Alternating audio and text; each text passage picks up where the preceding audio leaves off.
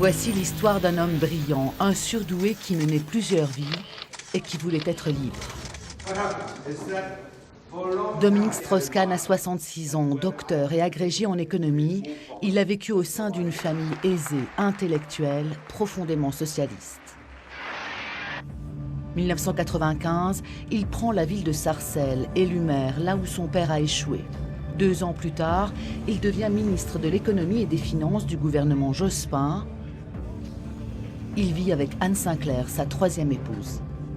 La famille, c'est les enfants, et puis c'est la femme avec qui on vit. Et la femme avec qui on vit, c'est pas simplement un ancrage, c'est une passion. Anne Sinclair l'accompagnera le plus loin possible. 1999, première alerte. Dominique Strauss-Kahn démissionne du gouvernement, empêtré dans le scandale de l'AMNEF, une mutuelle étudiante. Si je démissionne, je le dis avec force, ce n'est en aucune manière parce que je me sens coupable. Anne Sinclair parlera de traversée du désert. DSK est mis totalement hors de cause quelques mois plus tard. À ses amis inquiets, il affirme qu'on s'en sort toujours, avec l'intelligence. 2007, il est candidat aux primaires socialistes pour la présidentielle. Battu par Ségolène Royal, un échec. Il s'exile aux États-Unis, directeur général du Fonds monétaire international. Avec Strauss-Kahn, ça redevient ce que c'est-à-dire un outil au service de l'économie mondiale. Des amis proches le mettent en garde. Je cite, « Fais gaffe, les Américains ne tolèrent aucun écart avec les femmes. Car l'un des hommes les plus puissants du monde mène déjà plusieurs vies. Les rumeurs courent, les amis préfèrent ne rien savoir. » 2010, un sondage donne DSK à 60% au 2e tour de la présidentielle.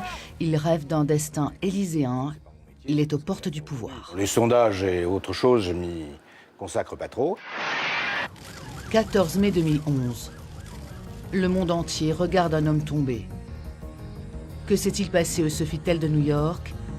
DSK est accusé de viol, placé en garde à vue. Les caméras fouillent le visage de l'homme exhibé par les policiers américains à la sortie du commissariat.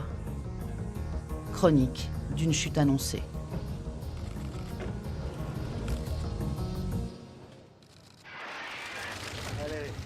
DSK rentre en France après l'abandon des poursuites. L'affaire dite du Carlton éclate quelques mois plus tard. L'ex-patron du FMI est une fois de plus rattrapé par les secrets de sa double vie. Son avocat l'affirme. Il démontrera son innocence. Un autre combat, peut-être le dernier.